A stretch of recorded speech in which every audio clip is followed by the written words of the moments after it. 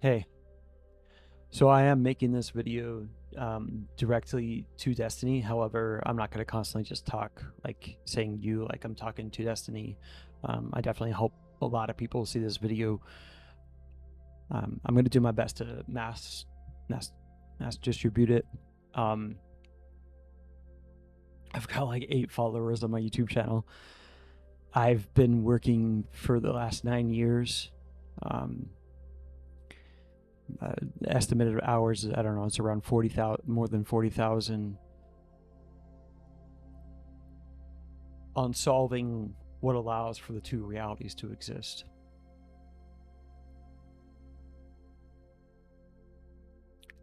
I have outlines here for like almost like a script. It's so hard for me to stick on scripts. I'm gonna try my best to like read off of it. I'm an incredibly flawed individual. However, at the same time, I think I potentially have the highest PEL standard that I'm aware of. Yeah, maybe I'm a narcissist. Maybe I can't judge myself. This is where we get into a great deal of complicated things that even here, where the average person's like, no, it's so simple. Listen, motherfucker, none of this is simple. Not even a little bit. It's crazy. It's crazy how complicated all of this is. There is all of these different historical things throughout the timeline inside of the United States history.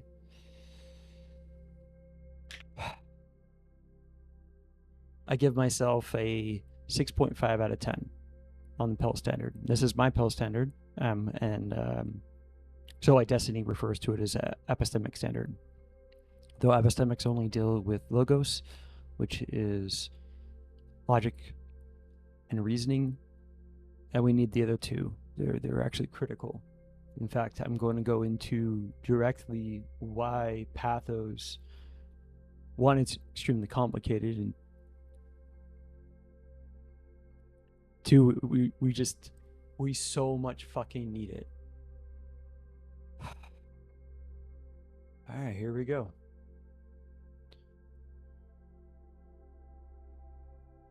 So here's a document of an ethos humanity correcting document where everyone is open to, and actually we greatly desire every single person to praise and criticize every single aspect of this document as well as everywhere else. And we will show with a very high level integrity that is continuing to improve. We will engage in every single piece of those praise and criticisms that help strengthen what's in here. I just recreated this document. It's nowhere near exhaustive. It's not 40,000 hours of work. Even in my ability to do all of this, I'm doing it by myself. Some of these things I'm about to get to show how hurt we are, how sick. So here's my calling for a focus group on humanity. We need room for frustration and anger inside of our battle of idea conversations. And that I've been suffering from many of the different things of the epidemics. Well, that's measurable. Come on. Oh my goodness. Why didn't they correct that? Of stress, mental illness, suicide, loneliness, substance abuse, the chronic disease rates were at 60%. Like, the list is really, really long. I've been suffering from many of these different things. Judge me. Absolutely judge me. However, what standard are you using to judge yourself? And one of my many core claims is that I don't think that the standard by which we judge ourselves, each other, and the complicated world around us has ever existed. The one we need to do that every list that has existed thus far always creates some level of unfairness because it has a great deal of corruption in it. Very specifically because of this. The most dangerous ideas are the ones that prevent us from debating our own ideas, our rules, our principles, and morals we use and we prescribe. So there are an incredible amount of dangerous ideas out there. But I think for every single field of every religion and even secularism, I am a self-described secularist, a classic liberal, and absolutely we are a religion. We have, all of this comes down to what is morally right and wrong. And everyone has their rationalizations as to why. But every fucking group, every single one, from the furthest right Christians, the furthest right Islam, the furthest left, and everything in between of any of those faiths, of Judaism, Christianity, to fourth wave feminists and secularists and Marxists and anarchists, no one's debating their own ideas. And why that's happening, I think, is inordinately complicated, but it's so much of it has to do with people aren't taught a long list of things, and then as to why all that is. We'll get to that. There's a lot to get to. First, we're going to go here. Why we need this. That we can actually harness frustration and anger. So we're going to go straight to one of the main things we're going to constantly doing is judging destiny.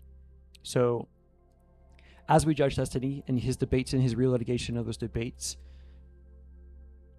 I attempt to show the range of the good faith and good form of Dr. Destiny and the bad faith and bad form of Mr. Bennell.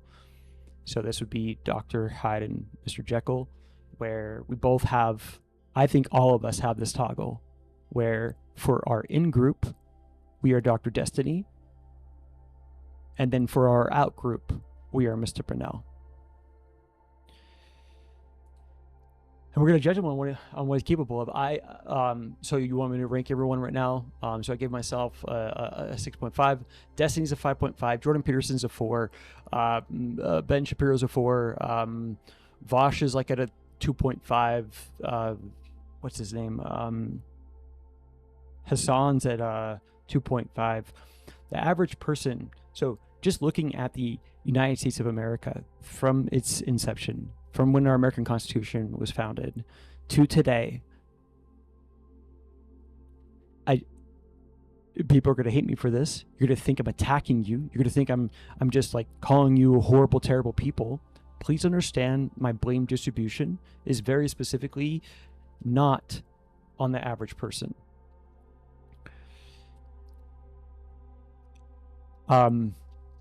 I think it's around 1 though. It's easily 1 out of 10. It's so low. I'm 47 years old, as I was educated through the K through 12 education. I was not taught a long list of critical thinking methods, which are virtues and strengths, logical strengths, as well as a long list of logical weaknesses, sins, which are logical fallacies, biases, and let's go right into this. Let's go right into first this. Let's look at what the average parent has been teaching their kids in the common sense. So I have a 2-year-old who's angry, and most psychologists and parenting experts will tell you, time out. My fucking bad. Let me put that down to 1. We're gonna go back just a second. Let's go. So I have a 2-year-old who's angry, and most psychologists and parenting experts will tell you, time out. In other words, what they're telling you is withdraw the relationship from the child as a way of threatening the child, and that threat will make the child comply with you. Well, the child may temporarily comply with you, but what have you taught her? You've taught her that the relationship is conditional, that they're only acceptable to you if they please you, that relationships are unstable and unreliable, that you're not available for them when they're most upset.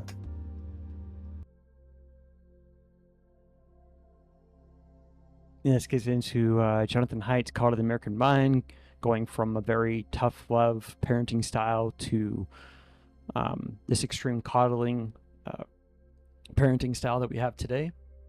and we're going to go straight into this. So, one, if you think that I have Destiny on a pedestal, just because I say that he is the best in the United States of America of every single, and I'm in my own echo chamber, of course. There's a lot of people I haven't seen, but I've been on this path for a long time. I've ingested a lot of people's opinions and different things, everyone from Sam Harris, Jordan Peterson, to a long list of people. None of them come close. None of them come fucking close. None of them have done the level of how much he has tried with goodwill and good faith to engage with people that other individuals would say, you are unacceptable to me. You do not belong here. You are the bad people with bad ideas. Constitutionality of established law. Constitutionality exists above the law. Peacefully, The fact that peaceful doesn't matter when you're trying to overturn the election results. Doesn't matter? But What are you anyway, talking about? just to be clear, you guy that got shot at the rally. This is why I don't give a about showing It's sympathy. not a joke. This is why I don't give a. This is why I don't give a about the sympathy for any of you losers, because you won't own up Listen, to don't anything. take it out on me because your You wife won't left own you, up to Fester. You have anything. to- Nobody is talking about. All my right, access. all right, Great all if right, you're all right. joking. Everybody Oh calm my down. God. So people will look at different actions from Destiny like this and then judge him. And you're not completely wrong if you're like, oh gosh, that's really bad behavior and I don't like that and I don't want to do that and I don't want anyone else to do that. Your reaction there is good. However, if you look at that and go, but Destiny is just this bad, terrible, evil person, and you write him off to the effect of that you think everyone, all of your thought leaders should blacklist him. So like, let's say your thought leader is Ben Shapiro and you're like, Ben Shapiro shows any thing of where he's like, yeah, I'm never going to debate Destiny. Look at what he did here, here, and here. He won't denounce even his own rhetoric around the firefighter dying at the Trump attempted assassination. So here's the thing with the cost benefit analysis of everything that we're doing. It's there's a lot to go through here. So first off, we have to understand very, very, very specifically that we cannot just agree to disagree, which I'm going to go into next. I'm going to show that need right there, but I'm going to show what happens here. So try and care about any topic that is a political topic that you think that is enraging your elephant, meaning that it boils your blood to see the harm that is happening there, whether it's the fentanyl crisis or the trans issues, the trans kid issues, whether it's the immigration, inflation, whatever it is. I don't care what side you're on. There are something that you really care about. Now try and go and consistently, with good faith, engage in conversations with other people, because the way that our American experiment is supposed to work, our egalitarian-minded, liberty-minded society, there are two forms of warfare by which we are supposed to be able to resolve our ideological conflict, and if we are not doing that, we have to go back to a dictatorship or something else. I'm fighting for that we can create an iron sharpens iron rule set where we could be on everyone's side, because our PEL standard is very fucking high, and we're also very specifically consistently measuring all manners of our contempt, all manners of our faith and the level of their. Challenge me. Give me so many different scenarios of inside of interpersonal relationship conflicts, inside of political podcasts, political conversations, scientific conversations, of where people are trying to engage in the battle of ideas over what is right and what is wrong. And I will show you constantly people are with good faith. They fucking all love each other. You can show so many different times they care about each other. They're showing acts of cooperation. They're showing they want to cooperate. They're showing they care about the other person. They're trying to consider what they're saying, et cetera, et cetera, et cetera. However, due to the PEL standard being extremely low and our ruling class wanting it to be low, we are manufacturing contempt. We are making each other hate each other because we cannot resolve our ideological conflict, because if I don't know how to care for a call to authority logical fallacy, and then I think to be a good person, I'm saying, well, this doctor says this thing, you're not a doctor, so therefore he's right and you have to be wrong. And I don't take the time to engage in any of the logic you're presenting me. I don't take the time to consider it, ponder it, look at your facts, understand it through your perspective or anything like that. Just on one logical fallacy, I have avoided your arguments. I think I'm doing the good thing as a good person. And there's over 100 logical fallacies. Easily inside of like a 10-minute conversation, there's a call to authority logical fallacy. There's a baby out with the bathwater logical fallacy. There's a confirmation bias. There's a contempt bias. The list of biases and logical fallacies that individuals are not caring for because their PEL standard is extremely low. Their contempt is already low to moderate high. So this is like, anywhere from 5% up to about 40%. For their that goes to their contempt bias and nice bite judgment claims. I've started to change that. That then increases the person's tally for unfairness. That increases their lack of consideration, behavior, cognitive variable. That increases the resentment. That makes them go to whoever they're to blame. This is why, like the average, Republican looks at any of the problems with not being able to get a job, or they see the crime rates and they go straight to immigration, then they go straight to it's the Democrats that are at fault due to their resentment. This is just something that is constantly going to consistently happen inside of the United States of America. And caring for corruption and how we make decisions is an incredibly complicated process. Look at the American Constitution. The very first all the amendments are extremely important. The very first one that gives us the freedom to speak, the freedom of speech, and the freedom of the press. You also very specifically, they gave us the right to peaceably assemble. That if you as a group of people, however big or small, are ever grievanced, you are given the right to peaceably assemble where, at different places in public. However, to care for corruption, on how we make decisions inside of the United States of America, to make sure that it's only in two different forms of warfare. It's only inside of our political warfare and only inside of our battle of ideas, which, by the way, I can also constantly show that people are constantly saying, well, I'm actually not trying to convince anyone of anything, so I'm only looking at the voting. So we're putting so much pressure on the political warfare system because the battle of ideas doesn't work. And I'm trying to show people that if our battle of ideas doesn't work, we're fucked. It doesn't matter. This American experiment at some point will end because we're not resolving our ideological conflict, and we're constantly all thinking we're right and we're the right people on the right side constantly as we're judging so many different things. And it's over. That we're actually manufacturing contempt because Destiny has very specifically, consistently engaged with conversations over years with conservatives. It wasn't 2 weeks. It wasn't 2 months. It has been years. He befriended to try and do like this really good. And one of the reasons I give him such a higher score than other people, he befriended Nick Fuentes and tried. He really tried to befriend a known self-described racist white nationalist to try and convince them out of their ideologies in an attempt to do this. I just think that right now Destiny's missing a great deal of things inside of the timeline of the different events of what's happening inside the United States of America. But we're just missing a whole lot of things. Like Ben Shapiro's logic versus emotions.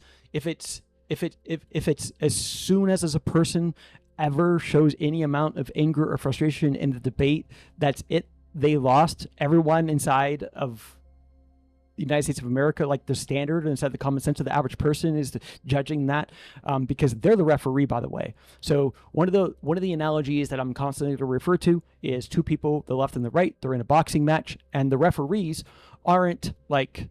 I mean, to some degree, we can definitely pull in like judges and like checks and balances and things like that. But most of the time, it's the court of the public opinion that is this big swaying thing. And what the average person has inside of their common sense of what they're looking for when they're judging two people debating. I think this is an abysmally bad thing that we're doing. It's terrible. I'm not saying that there isn't also an incredibly good thing here. It is so complicated. So when what's consistently happening is people are using very repressive actions. That's why I think that once we all start focusing on this, some of the core arguments that I'm presenting, we're going to find out that we are in the Great Repression, that people are using a lot of different actions. And this is why we've identified. So in our identifying what the problems are, there's constantly good, but it's nowhere near good enough. It has never been good enough, like on any one thing. So when we were looking at anger and frustration being a problem, this is the steel man that I present. That yeah, definitely there's a problem here where people are using they're using their anger, they're using their frustration, they're using their tone to go, just submit to my will, submit to my judgment of what I think is right. And then they will identify like their grievances of like how much, how much their victimhood is, and we need to even here, like we're missing shit. We're like way too many people are like, oh, you can never act like it's really, really bad. It's so fucking bad. Every single place here, there's good faith motivations and there's good reasonings and there's a lot of bad. There's a lot of bad. So I've made a lot of documents trying to uncover and show the different things of what is taking place here. So here is the warfare escalation principle. I'm going to go right in here into the metaphorical Mexican standoff that I can show inside of reality TV shows. I can show inside of interpersonal relationship shows. I can show inside of scripted television shows.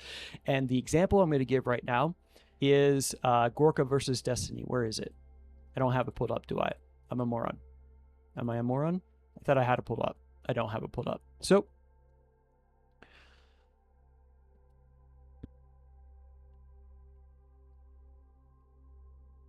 in this debate, TV star in his, we're not going to watch this debate. However, one of the many different things we are going to be doing as we analyze media is we're going to meticulously go through the debates and we're going to give all these different standards of judging the people of how good they are at many different things. I'm going to show the metaphorical Mexican standoff, and then I'm going to show those different four forms of the four elements of what we're doing in debates.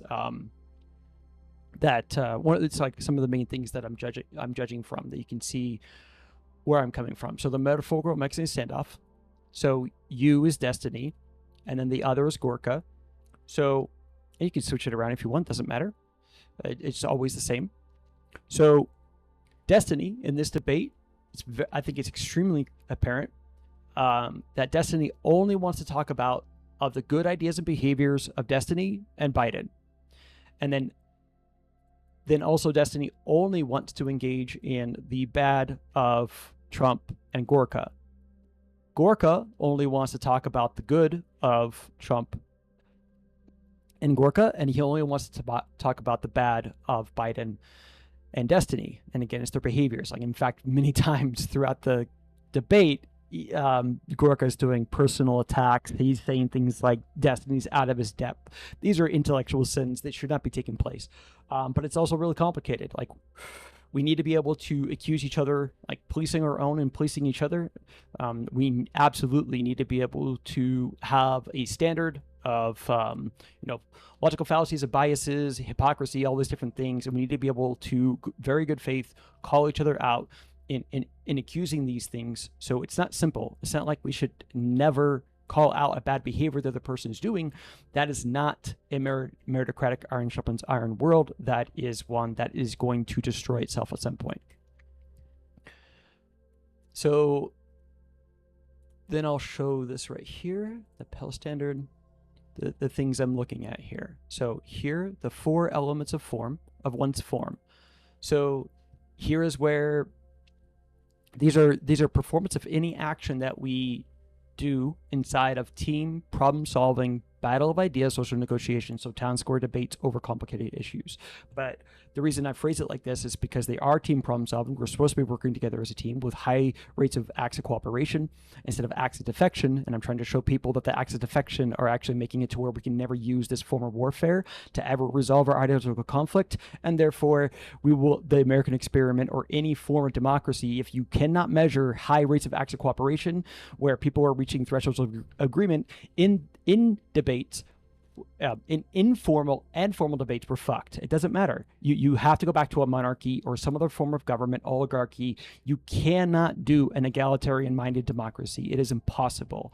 The only, like, absolutely, the political system is extremely crucial, but there's you need to measure the other 50% of that, and it is the battle of ideas. We all need to know the weaknesses we bring to the conversation and be able to care for those. And we need to see that, like, we don't move past this stupid level, stupendously dogmatic normalcy bias that everyone is coming from.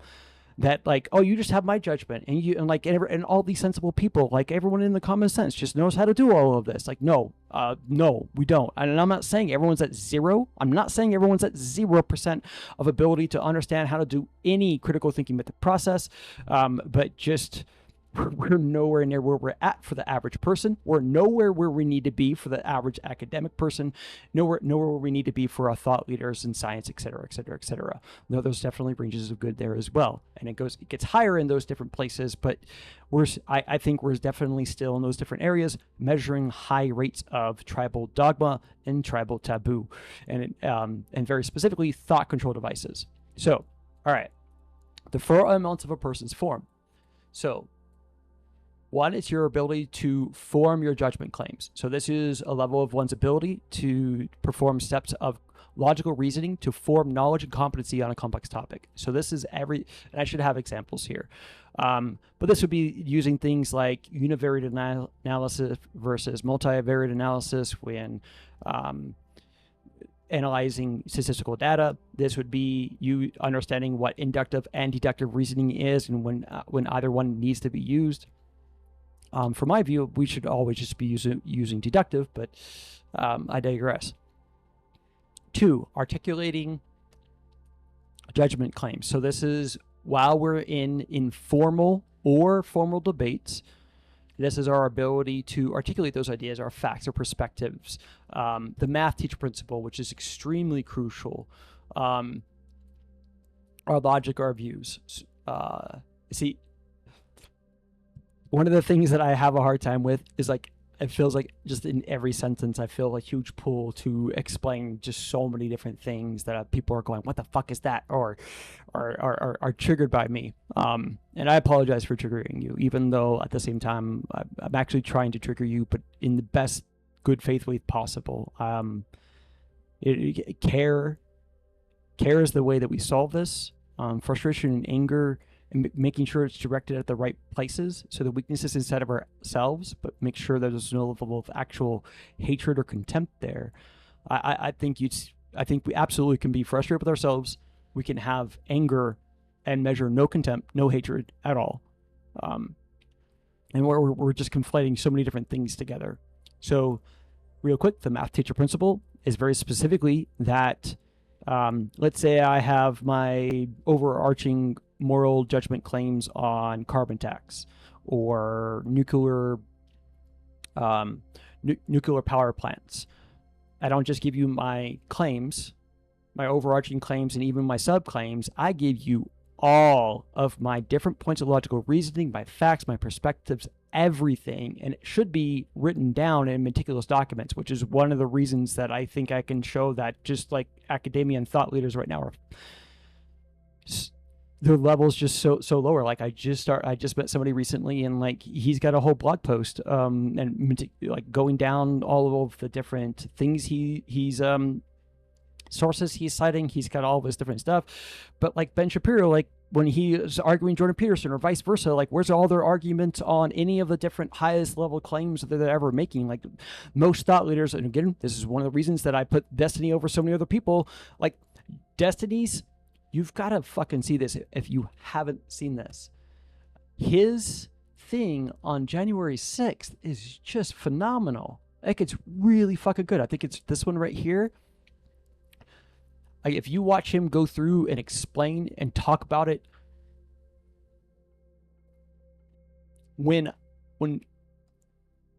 this is how I want to be judged. I want people to understand who I am and where I've been and how I've been there. When we go to judge a husband and wife relationship, and it's 10 years and they both have high levels of contempt for each other, like there's a lot that we have to relitigate is with as much evidence as we can ever ascertain and acquire.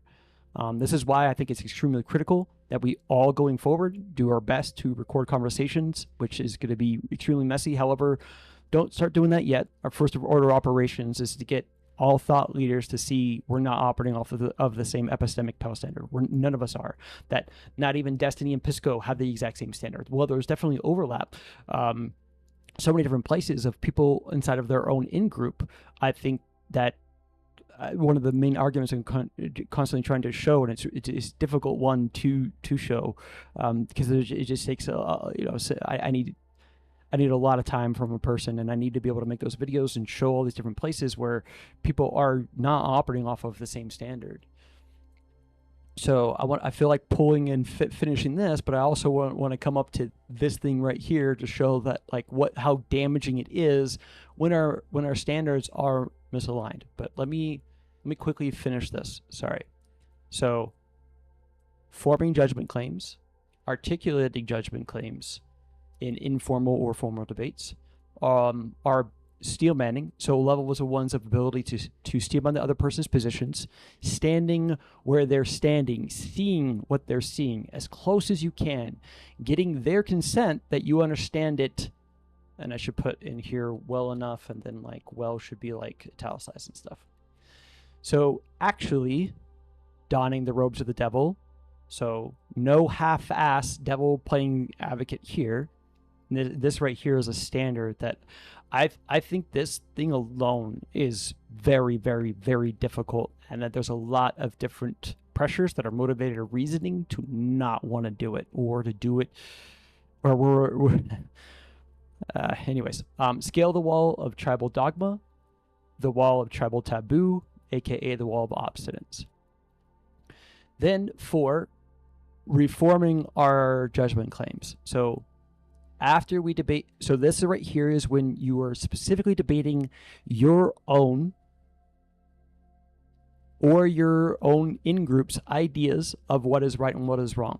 And this is regardless of what group you are part of, what group you identify with, the left or the right, center left, center right, libertarian, it doesn't matter. This is all the same stuff. It's all the same thing. We're all doing cost-benefit analysis of what was right and what was wrong. And ideas are just what is the best course of action. So we need to debate our own ideas. So this is a level of abilities to reevaluate, question, debate, investigate, etc. one's own arguments, cost-benefit analysis, ideas, morals, principles, standards, facts, etc. after they're standing where the other is standing. One's logic, setting, this is not worded great, but after steel manning the other person's justified beliefs, which is another thing that I feel pulled to go explain. We have levels of belief, and it's in a different document. I'm not going to go there right now. So this moral testing, look at the definition of assumption.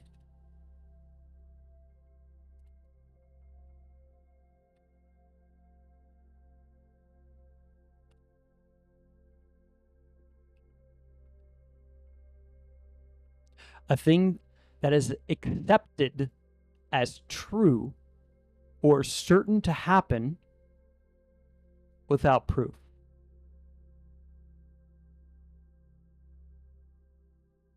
I'm quite certain, to a really high level degree, that I have a high level certainty, sorry, let me rephrase that what proof means is all of our different critical thinking method steps of analyzing many different forms of evidence, how we acquire the evidence, how much we can trust the evidence, etc., that then allows us to prove something is true. I would think that this is a horrible, terrible intellectual sin that no one would ever do. What we would do instead is presume. We would presumption.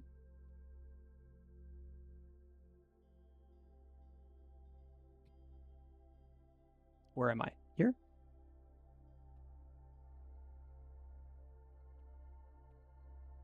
An idea that is taken to be true and often used as a basis for other ideas, although it is not known for certain. So we're not 100% true. You're making presumptions. Basically, this is your mind reading speculation of when you're ever like, oh, I think this person's doing this for this, or you're trying to understand intent, you're trying to understand what happened. I think it's good to have presumptions, as long as we never conclude, and we have a higher integrity to ask questions and try and gain more evidence to ever arrive at whatever level of belief we're at. But the thing right here of this moral testing thought experiment is to show that with these misaligned standards, epistemic standard, PEL standard, is that can these people actually work together as a team when puzzle solving together with greatly misaligned standards? So I attempt to, just with these three, show that it's impossible for two people. If one person doesn't even know what inductive reasoning or deductive reasoning is, which is, I think there's many different times Destiny's arguing with people, and that's exactly what's happening when he argues with Paul's ego. He even doesn't give the definitions.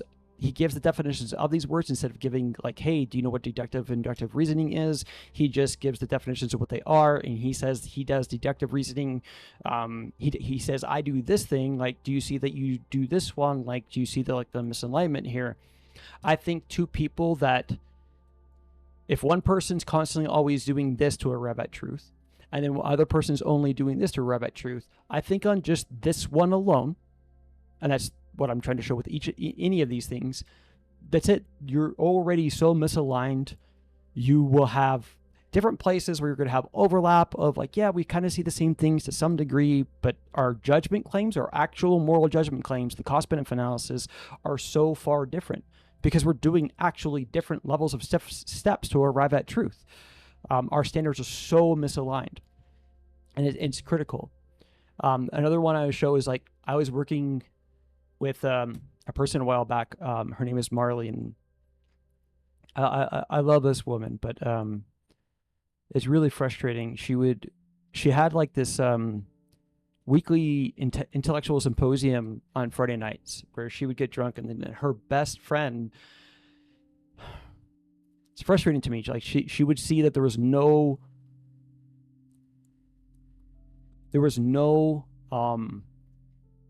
fuck, I feel like I'm doxing now. I almost said her name and I didn't. Marley can be upset with me. That's fine. She already is. But her best friend that was always there, thinks that thought experiments are only mental masturbation. So there's not only zero value, there's negative value in the action of thought experiments. And what if my claim that thought experiments are extremely crucial? Another reason that I love, like, we should go through just the last 2 months of Destiny's streams, his debates, his real litigation of those debates, conversations. He's constantly using thought experiments. They are extremely useful.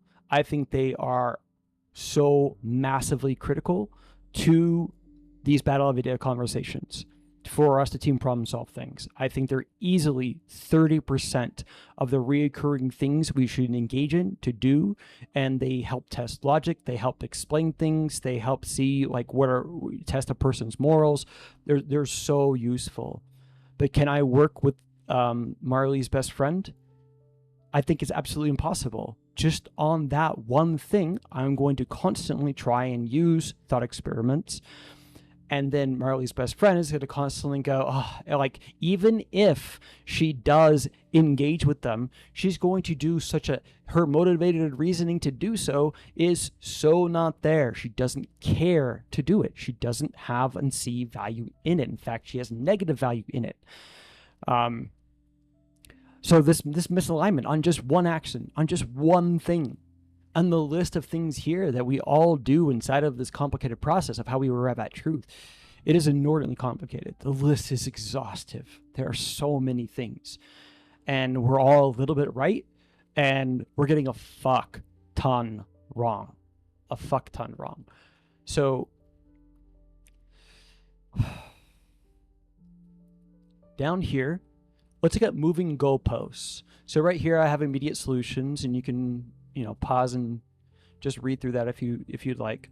But I'm trying to show that there's duality in a lot of actions. Like there's a good form of it and there's a bad form of it. So showing moving goalposts. So D Cubed and I, we were talking about this recently. I was showing it, and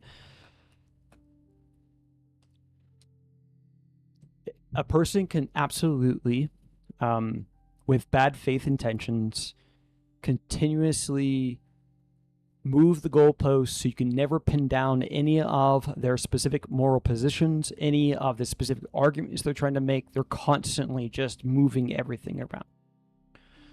So that's probably one of the most extreme versions of the in the duality of the bad side of what this is. Then the good side of this, when Destiny debates Rob Noor, shit, I'm not supposed to do that. Don't do that. Going to the YouTube homepage just pulls my mind because, like, it just, there's like all of this text of all of these different things that are happening real time and people are streaming and stuff like that. It's a distraction. This is a distraction too, but it's much less of one. So, Destiny, Rob Noor. I don't know what the title is, though, to be honest. I probably have it in here in the media to analyze. Yeah, it's here. Okay, so in this 5.5 hour debate, I can't remember how long they actually debate and when Rob leaves. I think it's around 3 hours. Can't remember. But the very beginning of the debate, basically, the whole premise and for what this is, I mean, ultimately, they're trying to get to be able to judge January 6th. To be able to judge January 6th, we have to be able to agree very specifically on a strict definition of what insurrection is. And even if Destiny has his definition and Rob Noor has his definition, both people have built a foundation of understanding of what the other person's definition is and are aware of that. So whenever they're making their argument, you know why, like how they're formulating that with their definition, what it is. So the very good faith and good form of moving goalposts, Destiny very specifically, when he's asking Rob Noor to come into this conversation, to come into this debate, with his definition of insurrection, that if at any point he wants to change any of the words, that it's necessary, that he should do that. And this is crucial. This is so crucial. This is crucial instead of our interpersonal relationships. How many times have you heard somebody say, no, that's not what you said. That's not what you said yesterday. Like, you're not allowed to change it. Like, however you framed and however you judged anything, you're never allowed to change and correct yourself and go, I was wrong, and now I'm trying to reframe things to make it more accurate, to make it better. And then the other person is not letting you, because in their standard, you're never, ever, ever 100% intolerance for ever moving goalposts.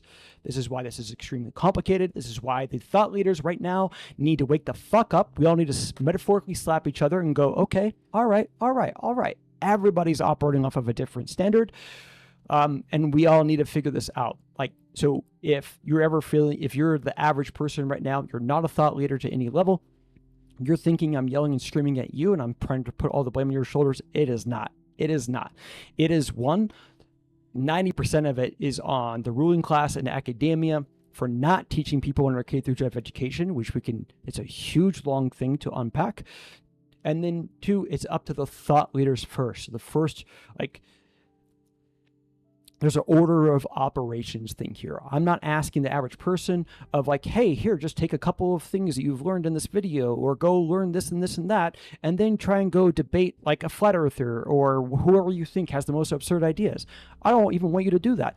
Don't do that. In fact, if you want a prescription, do not do that. You need to wait. Actually, I want you to wait. What I would have liked for you to do is all of your thought leaders, so your A, B, C, D, and E thought leaders, so everyone that has like 200 subscribers all the way up to millions of subscribers on YouTube and all the other social media platforms, ask them to judge their own standard, judge the last 2 months, and if not longer, 1 year of their conversations with so many people.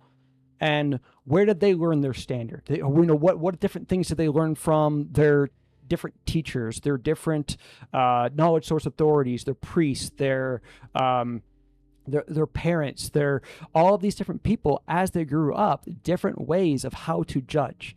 And again, I'm trying to show here is that this list, by which we are fair and we are judging ourselves and each other, it has never existed, to where we don't create some great level of resentment and contempt for the other person because our judgment is actually unfair. But in this debate, he does this, and it's really, really fascinating. This is one of the reasons I give Destiny a much higher score than anybody else. Like he's easily a 5.5. The reason I can't give him a 6 is because I think to a good degree he does know what the contempt bias and nice bias is, which is a thing I feel pulled to go to right now. I don't think he explicitly knows what it is, and until a person does, they can't care for it. And the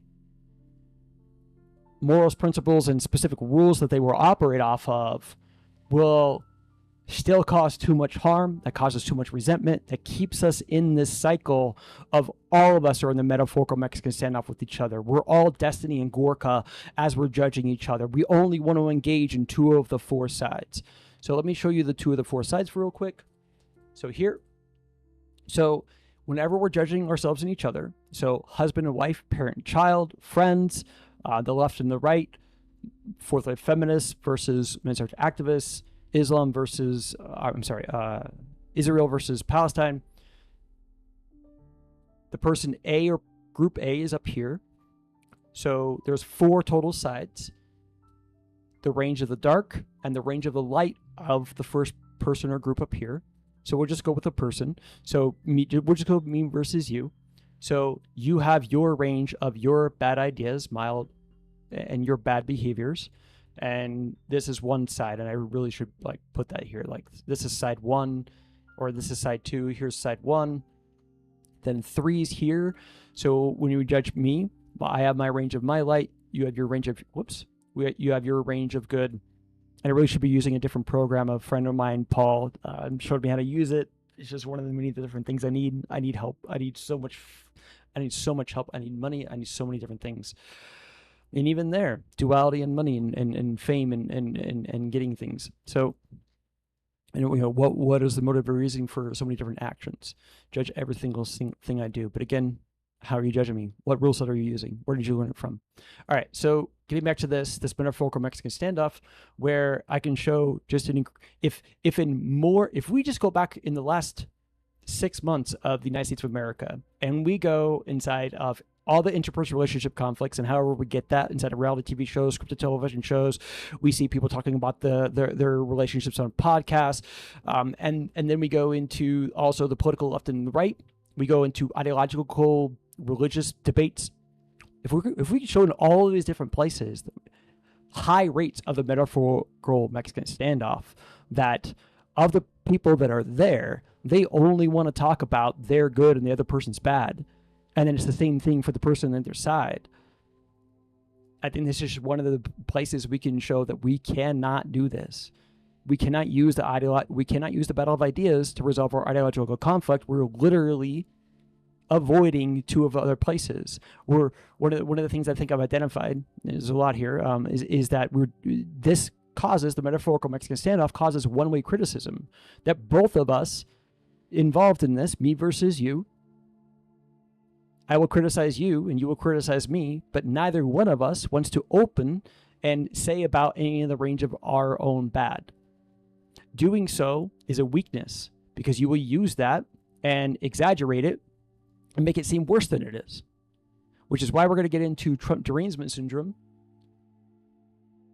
which first I want to show that like this is an exhaustive list. I just started making this one, but here's this is the Soul Project's evidence that the unconscious bias, the 2-sided biases of of what I'm about to show, this right here, is because it isn't in the common sense of the average person of how to care for it, and we're not all doing like a Jordan Peterson's know thyself to care for our contempt in our relationships, instead of our interpersonal relationships of husband, wife, parent, child, best friends. That we have all these different words of copium, cope, defending, simping, propaganda, Trump derangement syndrome, attacking. We should even if we don't use the specific way I am phrasing what these concepts are, these biases are, and it's something else, we need something here.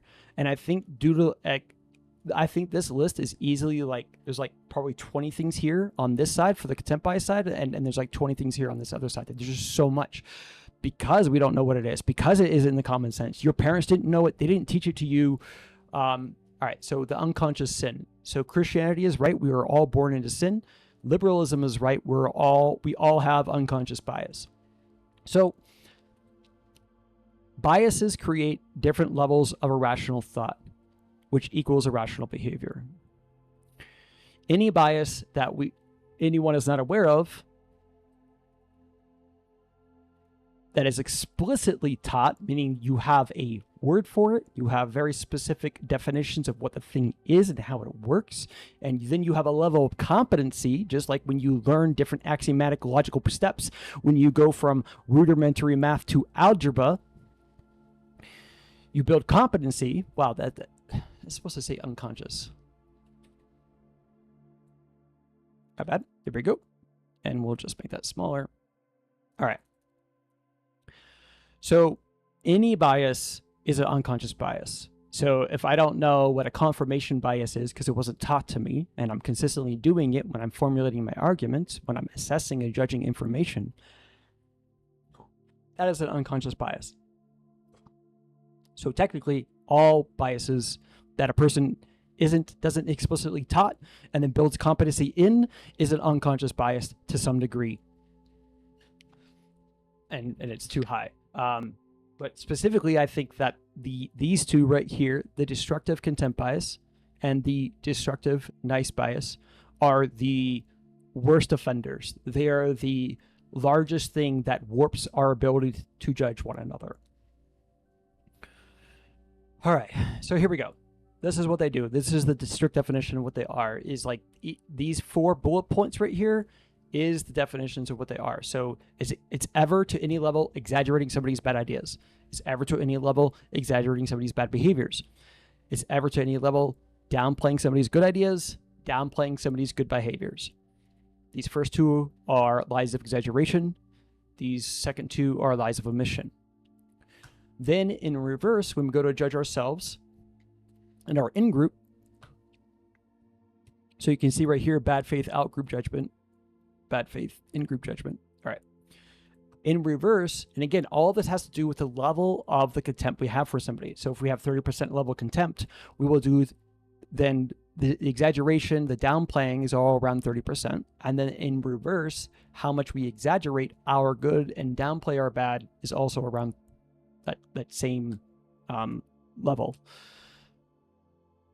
So the whole premise for the destructive contempt bias is making the other, aka your outgroup, look worse than they are. And then, so that's the core premise of the action. And then those are the 4 specific descriptions. Then over here, we have exaggerating somebody's good ideas, exaggerating somebody's good behaviors, downplaying bad ideas, downplaying bad behaviors. Same thing. So the symptoms of these actions are assuming the worst out of somebody's behavior, interpreting the worst out of somebody's ideas. Then in reverse, assuming the best of somebody's behaviors, interpreting the best of somebody's, and there's a lot to explain here. But let me show you the irrational thought thing that makes me also want to do this right here. All right. So let's say, however we measure a person's laziness in the ethos. So our ethos judgment of a person's laziness, we measure it and we all agree it's a 4 out of 10, like how bad it actually is. So the contempt bias, what you would do when you exaggerate it, and let's say you exaggerate it by 50%. And again, like the math and all of these things, we'll go through like exactly how all of this works. I think it's complicated because if you have 100% contempt for somebody, like if you have 100% contempt for someone, when you walk out your door and you see them or you see anything that is pattern recognizing, that's one of them. They have a flag outside their door that is either an Antifa flag or an American flag, and you hate those kind of people. You want to go in that house and kill them. That's 100% level of contempt. So that's why we need to figure out this math here. But let's just say it's 50% level of contempt So around medium to high, that where when you go to judge me on my laziness, or I judge you, it doesn't matter, so the 4 out of 10, in your mind, it is an 8 out of 10. But however, and this is one of the ways it's complicated, where it's not necessarily a lie because it's unconscious. You don't know you're doing it because we're not measuring our contempt. So that's why it's icky and it's hard, and lies are intent and stuff like that. I just don't want to reword everything. But we'll go through that. We can, criticize every single one of my ideas. Absolutely. I just hope that you're also praising it and then questioning, what is your standard? Where did you learn it? So the reason it is the destructive contempt bias is when I judge you, if I judge you on your laziness, and it's however objectively in the ethos we measure, it's a 4 out of 10, and I make it an 8 out of 10. When I give that to you and I'm in your room of judgment, which is another diagram I need to make, and I haven't made yet. 55 minutes. All right, we're good. We're good. That this rational and irrational thing, where it is 50% rational, I'm speaking some level of truth, some level of rationality. It's not 0. I'm exaggerating it.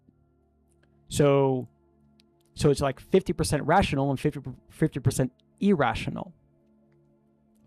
So here, one of the significant problems we have is the lens by which we look things through. So I think that if we were to look at the last 2 months, 6 months of different people having debates and conversations, I think too many people, specifically when they are formulating their arguments in debate over really complex topics, over ones that have high stakes that we need to figure out, like carbon tax or Israel versus Palestine, too many people, when they say things, they'll just, and why this is this or is in red, and I probably should make it stupendously large. It's just I threw this diagram together just to get the idea out there. This is 30% complete. But basically the idea is that to give the average person, because definitely instead of a higher level autistic epistemological process, we can use percentages and 2-3% and stuff like that. This is just to try and get the average person in their common sense to come from this binary lens of how they judge themselves, each other, and the complex world to at least 6 degrees. And then also at the same time, what it does, so when I give a judgment claim of oh, nope, that's illogical, that's uncertain, or whatever it is, I remember when Destiny was debating Andrew Wilson, and Destiny kept getting triggered that Andrew Wilson was saying illogical. And I think this is why, that if you and I are in a debate right now, and which, by the way, we're gonna need to do this. Media to analyze. We need this.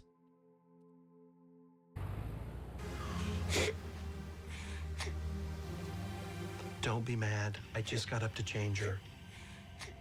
Well, Mitchell really wanted to Ferberize the baby. Ferberize. It is a method of getting the baby to sleep through the night by, yes, basically letting her cry herself to sleep. Torture. It's not torture, Karen. It's just hard if you happen to be a person who hates to hear another person suffer. Or 2 people suffer.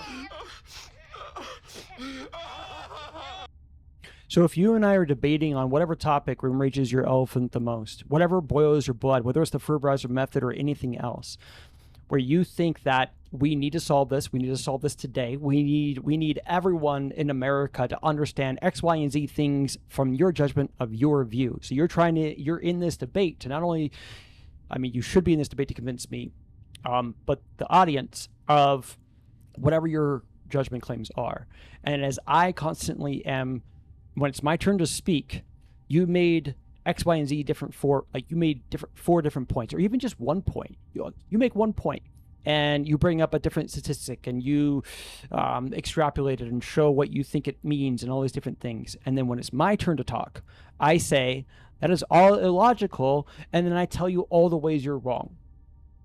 Instead of having any of this level of meticulous thing of where I think at the same time, so an example would be that a person could be mildly false and very true at the same time. So when I come back to you, I would say that I think that's mildly false, very true. I first show you all the different places that I agree. I show you why I agree. I spend as much time as that I think that we're not showing a balance here of how much we need to show, how much we agree, how we've arrived at the same conclusions, different anecdotal evidences and different and other statistics and different things like that. By the way, anecdotal evidence is actually really fucking valuable.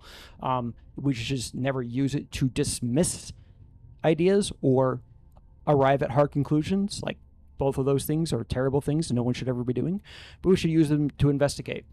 So, but if I come back to you and say, oh, that's all illogical, and I don't give you any of the range of the good you just said there, I constantly, not all one time, we debate for an hour, and every time it's my turn to talk, I see flaws in your arguments, and I tell you it's illogical. I am doing intellectual sin. I am doing intellectual weakness. I am literally actually lying. I am lying out loud publicly to myself and everyone else as I formulate my judgment claims over how you present any of your information and your judgment claims. I'm absolutely lying. Am I lying 100%? I am not. I think I see different levels of flaws in either your ability to articulate them, or there are actual problems, and there are different instances of hypocrisy inside of like the moral philosophies, your logic that you're ever presenting. I see problems with them, and I'm going to attack those. And those, in the best iron sharpens iron world, those absolutely need to be attacked. It is crucial that we do so. We need to be able to rid ourselves of as much hypocrisy as possible, and this bout right here, going back and forth, should very specifically be like it's like jujitsu, where as people learn the different levels of competency of the different things in jiu-jitsu, as you go from the different levels of belts, you actually hurt each other. You hurt yourself, you hurt each other as you go up there. It is an unavoidable thing, and in fact, it is a necessary thing. It teaches you many different things. The same thing here. When a person that has done the Ferberizer method for 10 years and done it for 3 of their kids, and for their 4th child, they're like, oh gosh, we were wrong this whole time. When they finally realize, let's just say in the thought experiment, it's hard, we hard conclude it is an absolute torturous thing no one should ever do, and we should do, and there's easily 4 other different things to achieve the same goal. That's going to hurt. That takes a high level of intellectual maturity. And I think that even here, we can see this element of a wall of obstinance, that a person, to be able to overcome that, of why they would go through so many different lines of motivated reasoning in a debate, to never want to ever concede that they could be wrong on the thing they've done for their own kids, because they would have to acknowledge, that they would have to admit that they have done high-level torturous harm to their own kids. But that's just one of the things we have to be able to do. These are the different levels of intellectual maturity that should be taught into people, that a person is not going to learn in one fucking week or in one time, in one moment.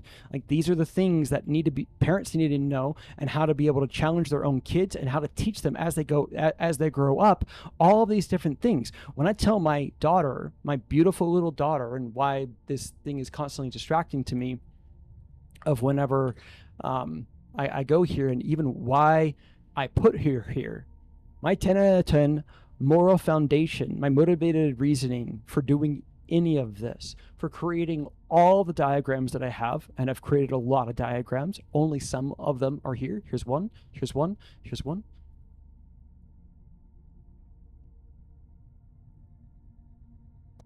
There's a lot of documents I've created. This is just some of them. Diagrams and documents.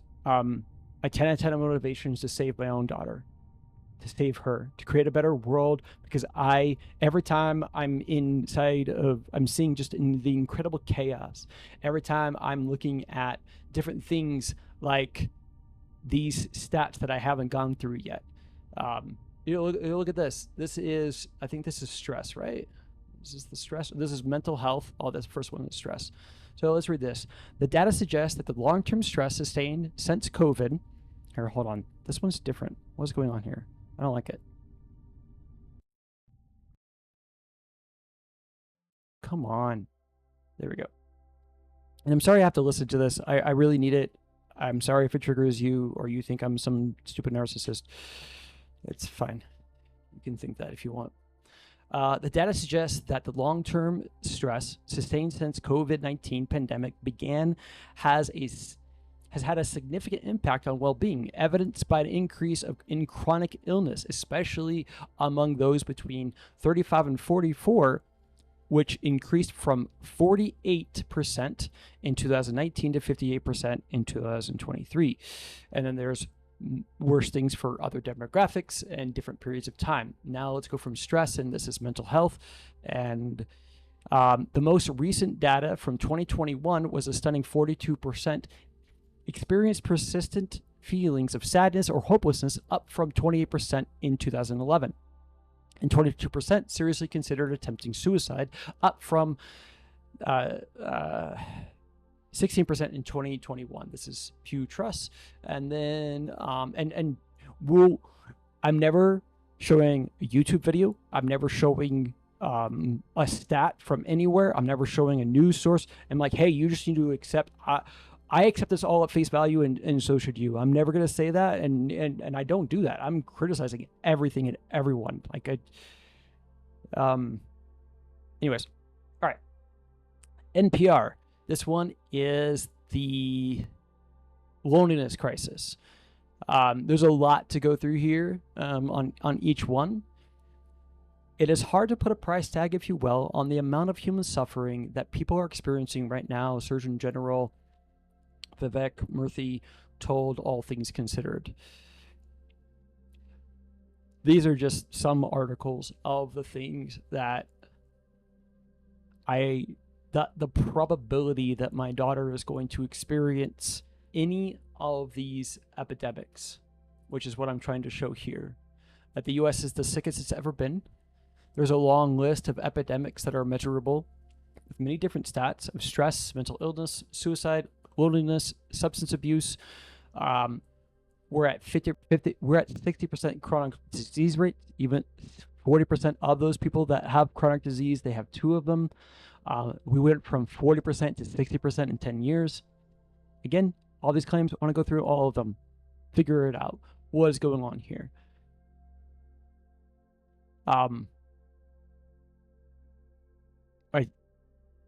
My 9 out of 10 motivation to do all of this is to do my part to help create the better ideas, because as I see it, it is the better ideas that have gotten us here. So many people throughout the Enlightenment period did so many incredible things, and were also incredibly flawed individuals.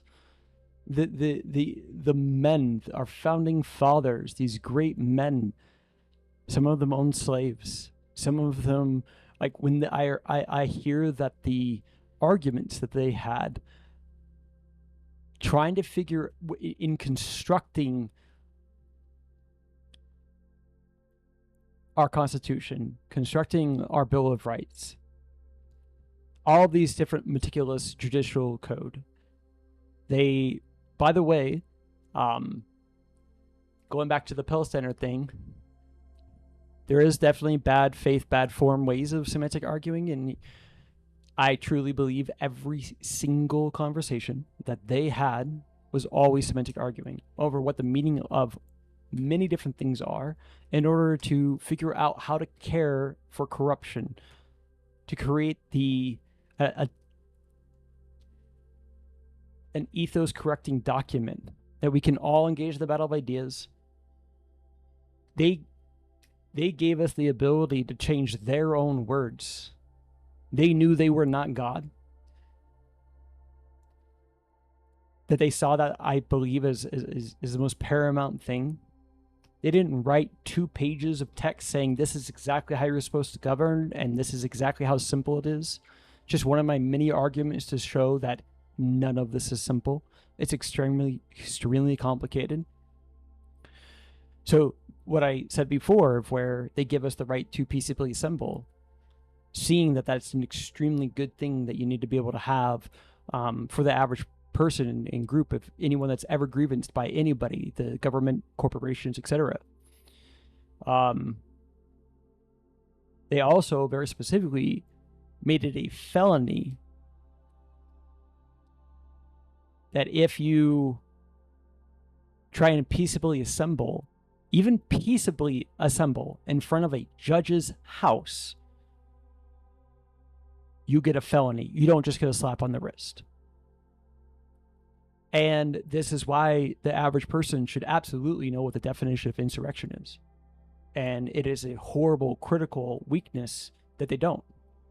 Because they don't, they can easily be part of an insurrection, not knowing that this is an incredibly faulty way of making decisions, where a group of people, with or without weapons, can peaceably assemble in front of a judge's house. What if all of the left and the far left and Antifa, what if they knew that Roe versus Wade was going to be overturned, and they all peaceably assembled outside of the courthouse for the Supreme Court? That would be an insurrection. We're not supposed to have any undue stress on many of these different procedures by which we make decisions in the United States of America. We're supposed to not have any level of thought control devices, and an insurrection is a high-level pressure thought control device to try and have that group's will instilled in reality to give them what they want. We're supposed to be able to resolve these things in the battle of ideas. This is the pressure release valve. Once we see how complicated this is, once we see we're all not operating off the same standard, and once we see that all thought leaders need to start reevaluating their last 2 months, 6 months of conversations to see, oh gosh, we are all using different things. So one of the things that I'm constantly, wrong one. One of the things I'm constantly trying to do is show the motivated reasoning subtext of what are the strongest feelings that a person has. So here's a few of them. I assume you to have the same judgment claims and the same critical thinking method steps to form those judgment claims. I think this is a constant thing instead of every single conflict, ideological conflict, husband, wife, parent, child, political left and right,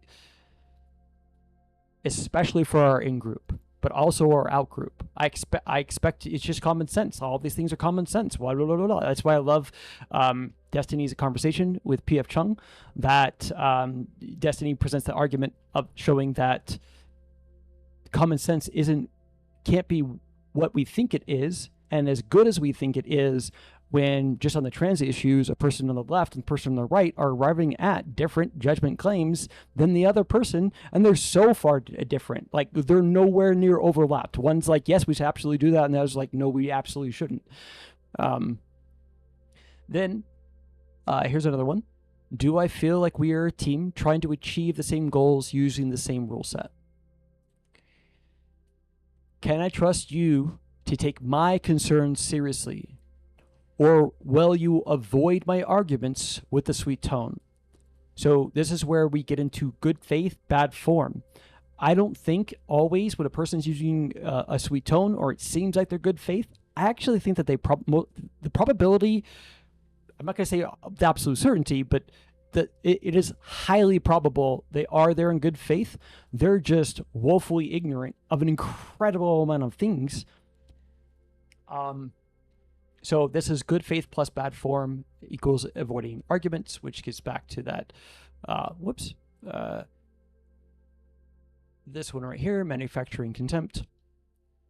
We're all measuring value versus harm, all the harm in this particular topic. So we need to progress our ideas. We cannot just conserve it. So we need to figure out how we conserve and progress the complicated thing and the principle here which forces us to, okay, what form of warfare are we going to use? People are told and I agree with these things, of course, but we need to see this. People are told, don't use emotional coercion, don't use cancel culture, don't use financial coercion, don't use any level of coercion, don't use any form of manipulation, don't try and threaten them with anything, use your words.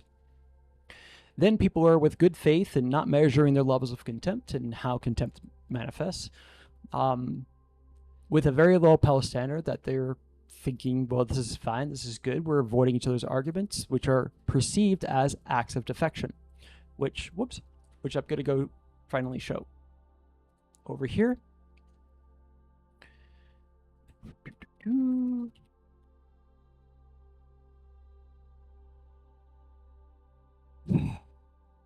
I need to get better at this. I should have outlines. Anyways. So, game theory. So, there's a video that everyone should go watch. This is going to be... I did it again. I did it again. I did it again.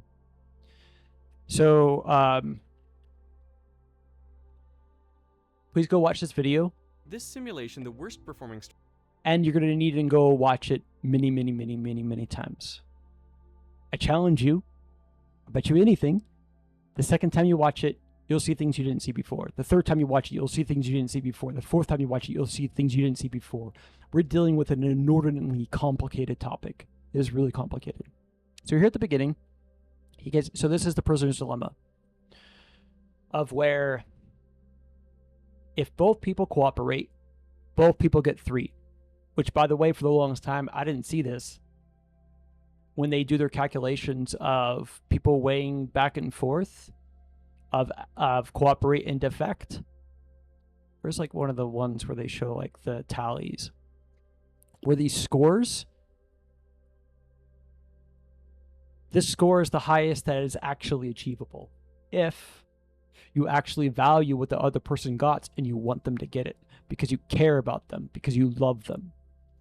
So, as everyone interacts, so think about this from every single homeschool, work, government, but really the 2 biggest places that I will constantly try and pull people's attention to, for whoever that will still listen to me to some degree, is interpersonal relationship, ideological conflict, which are just constantly engaging in informal debates, and then the political left and right. So even like fourth-wave feminists versus men's rights activists, all these deep philosophical problems, political issues, those 2 main places of conversation. So high-level debates, high-level national debates, and then interpersonal relationship debates.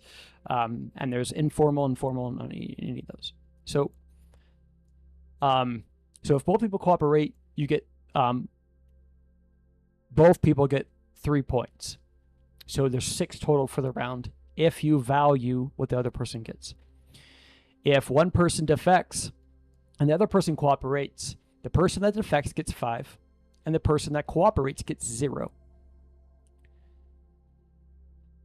If both people defect, both people get 1.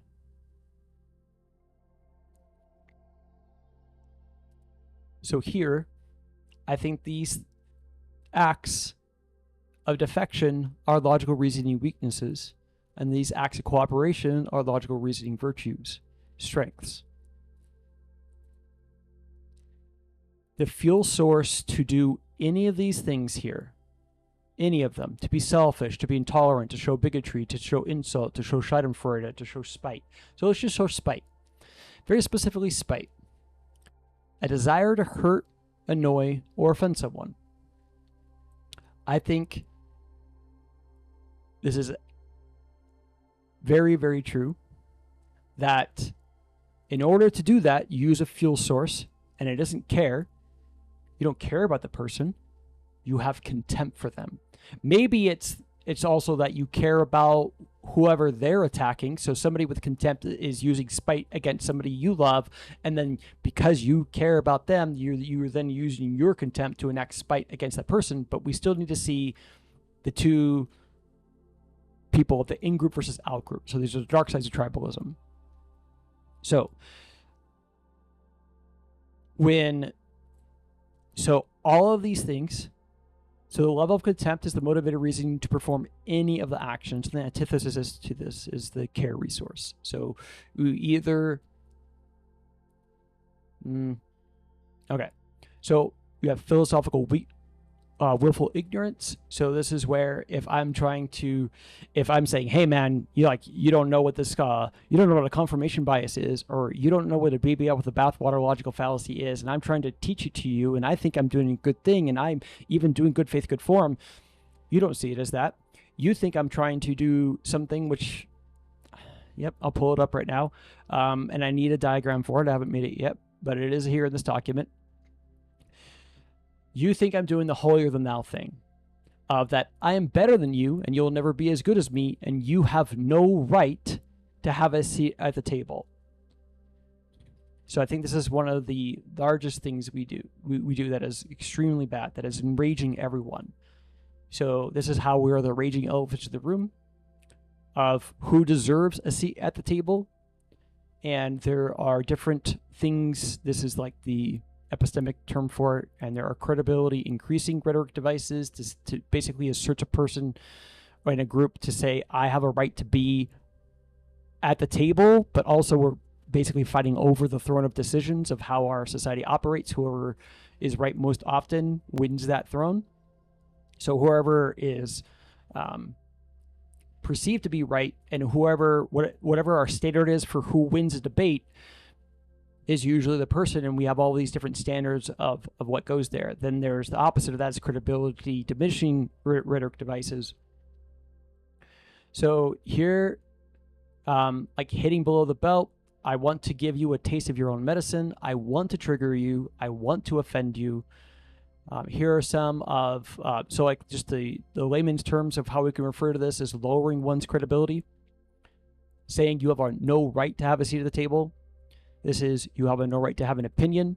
This is, conservatives do not have a seat at the table. Progressives do not have a seat at the table. You're an emotional. You have no logic. Women are emotional. Men are logical. Therefore, men should lead as dogmatic dictators. They don't say that, but that's what I fucking say. I don't give a fuck what you think. So I think the list here is just long. These are just something like, this is like 6 of them. Like, the list is so long. Like, even think of like the word cringe. So if somebody's doing something, like I think like in the when P.F. Chung and Destiny are going back and forth, Destiny at one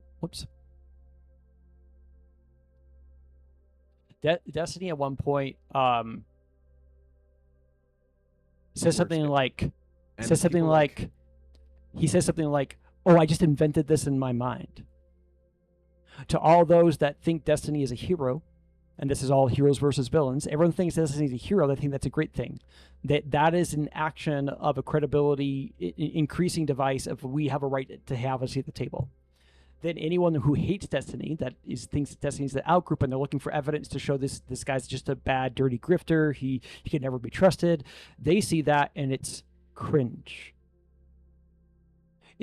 I think almost always, I mean, there's probably many different reasons to say cringe, but I think the largest percentage of why people say cringe is because somebody's saying there's an action of like why they think that they are morally superior. They have a right to have a seat at the table. They have a right to be on the throne of decisions.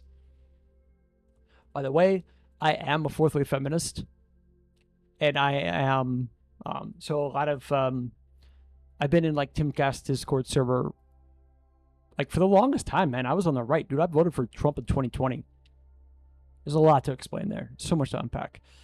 But I was in Timcast Discourse for a long time, and a lot of people there, some of them are memeing, but some of them are serious in that they want to repeal the 19th Amendment, and they have all the different reasons of, women aren't logical. There's a lot to go in there. But my counter argument is that I'm actually trying to give women more of a voice. I'm also trying to give men more of a voice. And instead of us all avoiding each other's arguments and having ever increasing levels of contempt for one another, that's increasing everyone's stress levels and that's sparking out and making all of the epidemics just worse and worse and worse and worse. the pressure release valve is showing that we can learn from each other. I can learn where I'm wrong, and you can learn where you're wrong when we know with a high level of confidence, higher level of certainty that we're consistently measuring, which gets into the whole like trust but verify thing, like Ronald Reagan's thing of like trust but verify. However, I'm going to iterate that. I'm going to say that I think I have an idea that is better, and you can think it's cringe. If you love Ronald Reagan, you think there's no way I can have anything better. I think that we build trust through verifying.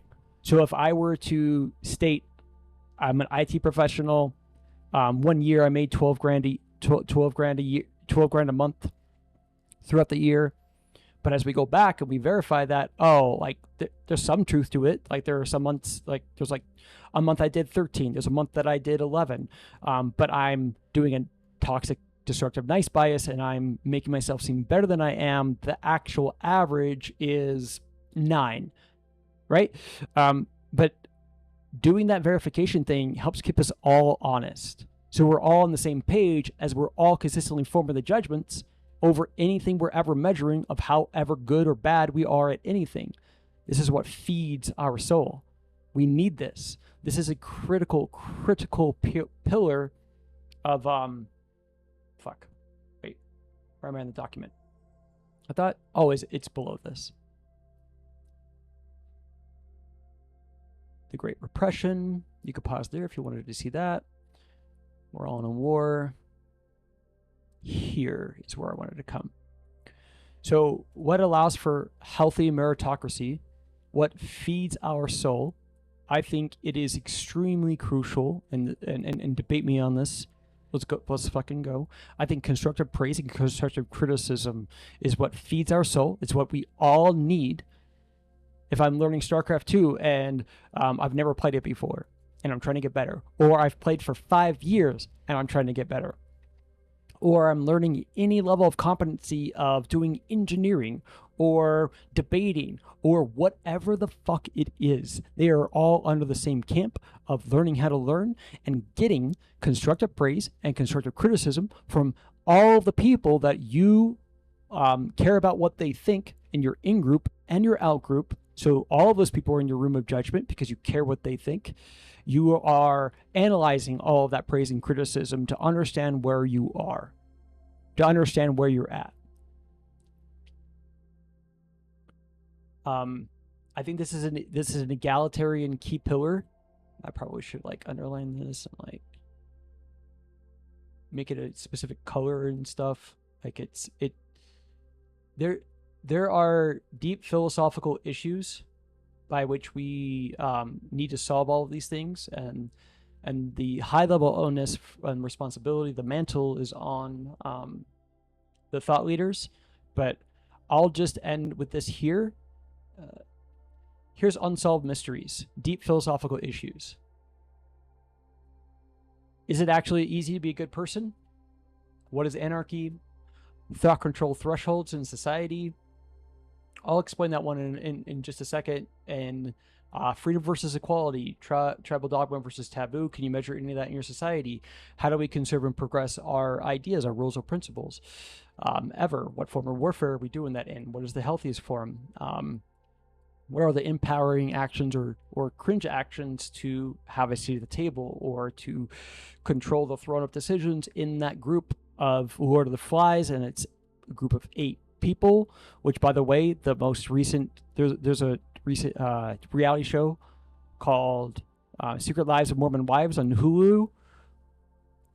There's the vast majority of everything I've just explained today. It's in there. It's incredible.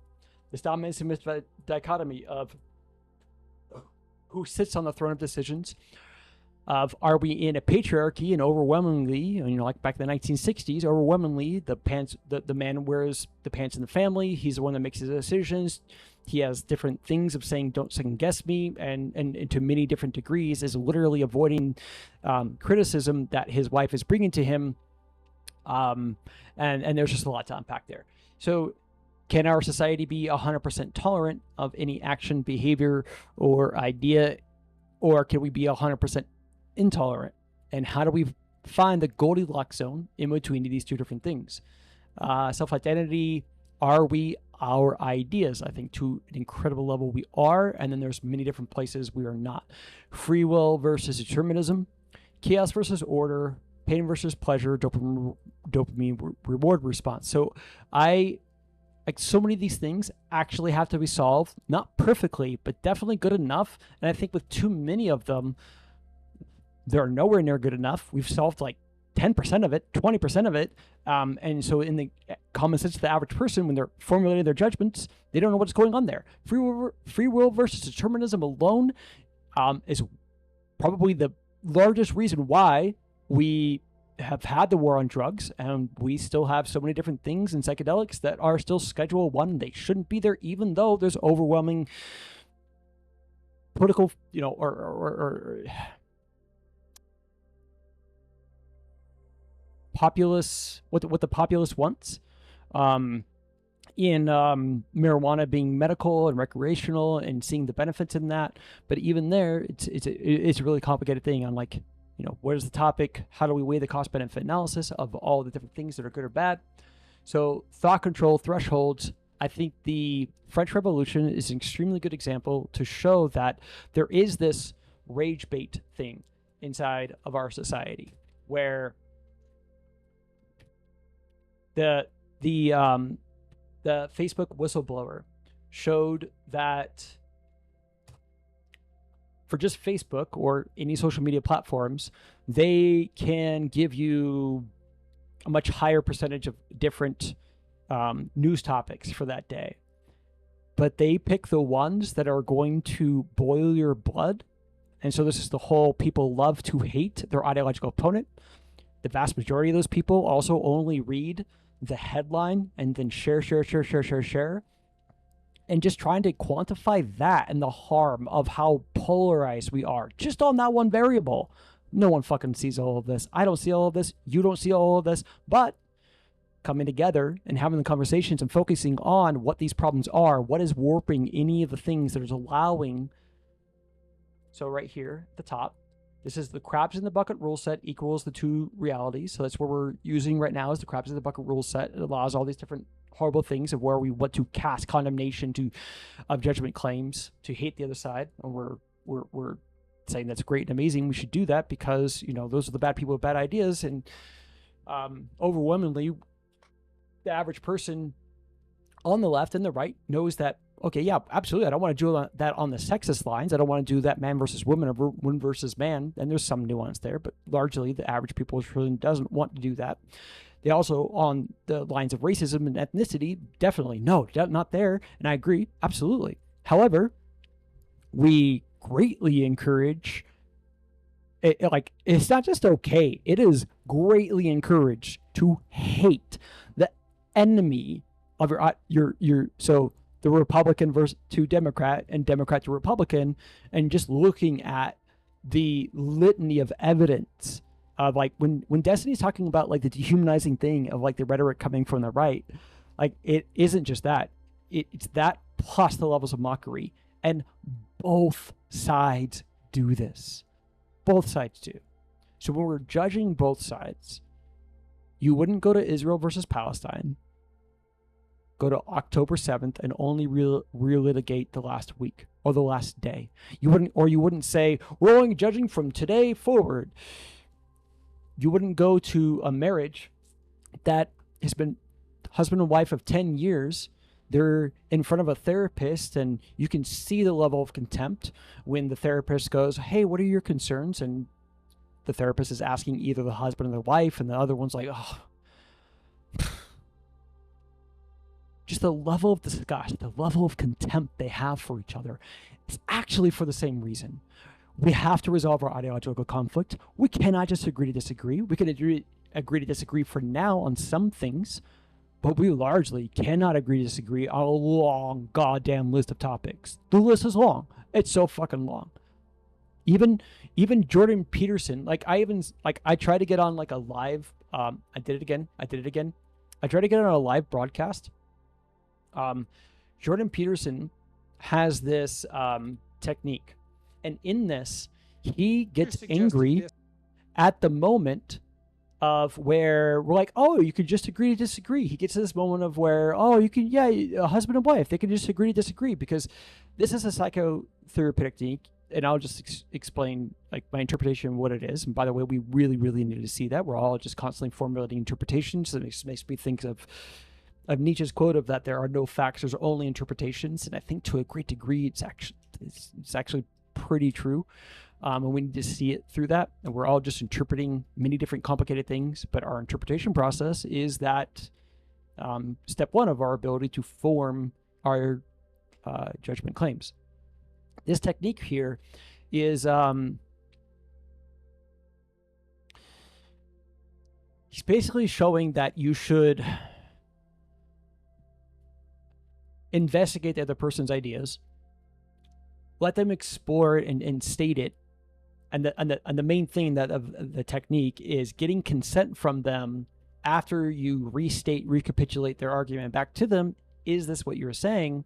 Before you agree or disagree. So before you counter argue. So this is also like one of the things this is constantly happening instead of conversations. I call it judgment cudgeling. Like we're skipping like easily 3 steps, and we're just constantly counter arguing, telling the other person, no, you're wrong, this is why, no, you're wrong, this is why, and both people are doing that, and then both people are saying steel man my side first. I call it judgment cudgeling. It's a horribly barbaric way.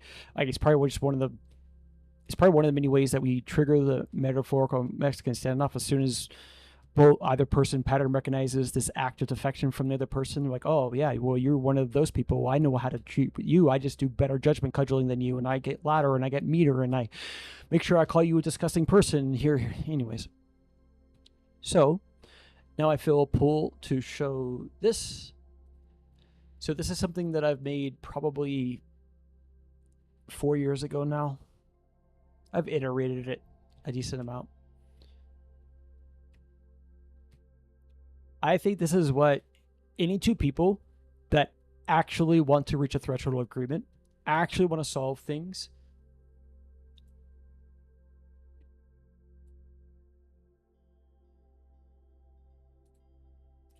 I'm sorry to do this. I did it again. I have to show this. So Jordan Peterson, Destiny. Hello, everyone. So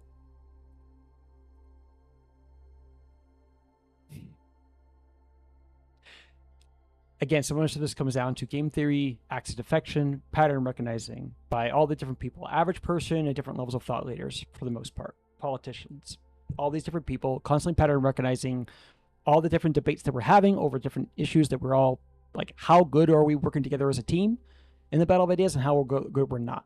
So there's just all these different moments due to the pattern recognizing that are just incredible black pill moments. That we're like, whoa, man, like, I mean, just witnessing over and over and over again, people doing the judgment cudgeling, metaphorical Mexican standoff in so many scenarios. Just like, this is so hard to listen to. Listening to Destiny versus Andrew Wilson over the insurrection debate. Like, Andrew Wilson was so bad faith in that, wasn't able to admit it, wasn't able to show that, like, he even, anyways, like, you feel like you want to beat your head against the wall listening to these things because you're just constantly going in these logic loops and not getting to any level of productive conversation.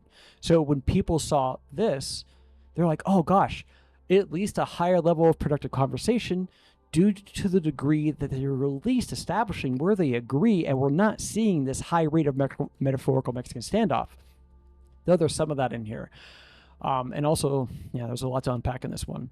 So like one of the things I want to do is I want to meticulously go through this and show the different places that Jordan Peterson is displaying intellectual sit, and so is Destiny, and vice versa. As also the range of the good. We need to see both. Can we care for our destructive contempt bias and our destructive nice bias as we judge Jordan Peterson and as we judge Destiny? I don't think it's easy. I don't fucking think it's easy at all. Anyways. So people think this is a white pill moment. I'm like, oh, good, at least. So, but then we overvalued it, which is one of the things our low PEL standard and nice bias and contempt bias are doing for us, where we're just overvaluing things and undervaluing things constantly. So people saw this as being way too good. Here's the measurement of a debate. At the very beginning of the debate, well, one, they needed to argue one goddamn topic. Each of these topics, when they get into like the COVID thing and all these other things, like, one, they never spent anywhere and any length of good period of time on any one thing to actually build a foundation of understanding between each other. Like, none of that was happening. So here's my measurement for a debate. People should be in the debate to reach a threshold of agreement, knowing that this is the intellectual mature thing to do, instead of an egalitarian-minded society where we're all trying to be equal and we're trying to do this conserve and progress thing over really complicated ideas, over what's right and what's wrong, doing these multivariate analysis, cost-benefit analysis, which makes me want to show this thing. I mean, you could pause it real quick if you want to see that. Going back to this. So, and by the way, like, all of these things are going to be in the description, which I'm sure you already know. Anyways, the measurement is that we need to be able to reach a good enough. Nothing needs to be perfect. Nothing needs to be perfect. As much as you ever see me go through like any level of autistic standard that you think is being pedantic or semantic, or it's unnecessary, it's irrelevant, it's a tangent, whatever it is, we should all be able to congress truth. And in order to do that, we need to be reaching this level of portion of truth, or perfection of portion of truth together. So what that means is that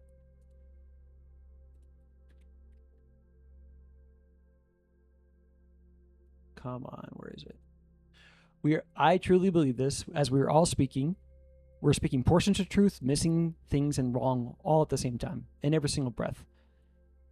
If you think anything other than this, I think that you think, whoever you are, if you think that of yourself, or if you think that of any of your thought leaders, well, then they are the arbiter of truth, and no one should be able to criticize them. You can't criticize them. And I think right here we can immediately see intellectual weakness of lines of dogma, drawing the dogmatic line in the sand, saying you're not allowed to criticize any of these things, and then whether it's a scientist of any field of scientific discovery, or whether it's any thought leader, or any politician, or any religious leader,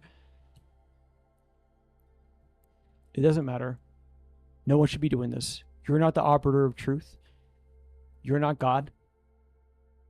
And we need to be able to understand how to give the math teacher principle to show our logic and say, hey, so like the biggest, highest ethos thing is like, I come up with my logic for whatever it is. So one here, we need to see that with anything, it's a problem. We have solution, and what does your math teacher want?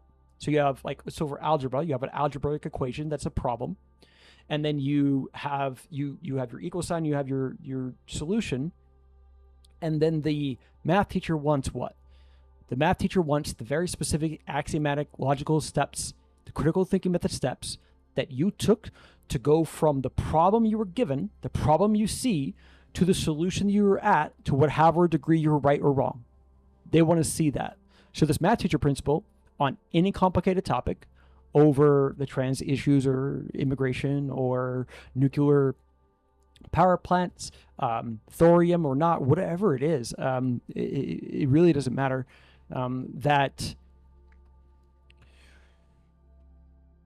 this is where we get to this thing of where we are debating our own ideas. So not only are we debating so this whole thing here at the top of where the most dangerous ideas are the ones that prevent us from debating our own ideas, the immediate solution to this is that we all, for our own in-group, we're producing our logic for our morals, principles, and rules, and we are all knowing how to very well engage in all dissent and criticism. And in fact, we very specifically truly want to do that. We have a great desire to hear criticism. We do not have thought control devices of blasphemy and heresy and apostatism and ostracization. We don't have any of those thought control devices. We actually want to hear criticism because due to the degree that any of the criticism is accurate, it increases the rigidity, the strength of our arguments. And then the math teacher principle is asking our own in-group, what do you guys all think? And then it's also asking everyone on our out-group. So this would be that fourth wave feminists, as they're producing any of the logic of whatever it is for any of the solutions over the gender wage gap or the sexual impropriety in the Me Too movement and Believe All Women. It doesn't matter what it is, that they are having high-level intellectual debate for their in-group and everyone that would ever give them external criticism. So getting back to this diagram, what happens here, there's 5 phases. In phase 1, this is discovery. This is building a foundation of understanding. Here we interview each other using Socratic interviewing, meaning that all known criticism must be given. But instead of being in the form of a judgment of like, no, you're wrong, and here's why you're wrong, all criticism are turned into forms of a question. This helps strengthen the speaker's arguments. This is an iron sharpens iron motivated reasoning of why you want to do this. The explanation for this whole thing is longer. It has its whole document that it's nowhere near finished. Phase 2. So we take turns at interviewing each other in phase 1, and this is building a foundation of understanding over the different views, rules, principles, interpretations, facts, studies of everything for the complicated topic. So if we're debating the war on drugs, you would actually probably have to do this on addiction, free will versus determinism, political motivations, the 13th Amendment, and then like the benefits and harms of many different psychedelics. Like, so to really do this to its level, you're going to have, and it's like there's an order of operations thing, like in order to debate any laws you would ever put in or remove, before you can even have that conversation, you first need to have many other different conversations.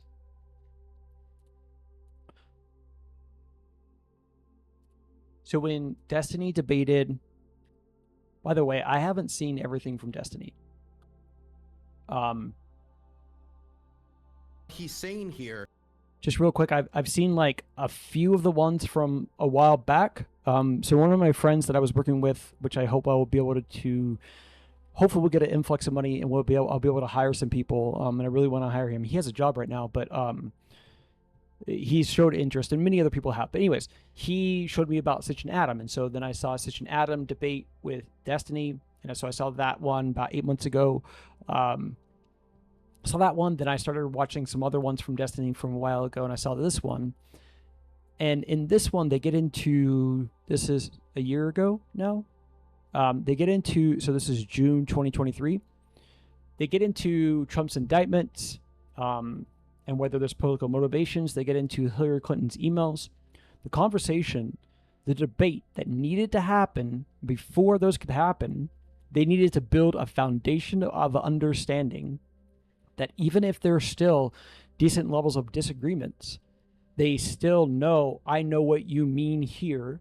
So the debate that needed to happen was how corrupt the United States government is ever at any history of time, at any one point of either the JFK assassination to anything. Procter and Gamble funding the American Heart Association with $21 million and being a bad actor and educating the world on saturated fat cholesterol. Like the level of any amount of, I mean, how about this book right here, Manufacturing Consent from Noam Chomsky, and a great deal of the talking points that he made in this book as a person on the left is what Ben Shapiro, Jordan Peterson, Joe Rogan, and many others, Bret Weinstein, Eric Weinstein, are calling out today, that there are problems of corruption inside of our mainstream media. And this is where we get into many things that of what's wrong inside of our society. The Fairness Doctrine was moved in 1987. In this book, he references that several times, because this is critical. The FCC Fairness Doctrine should have been improved with better things, better rules.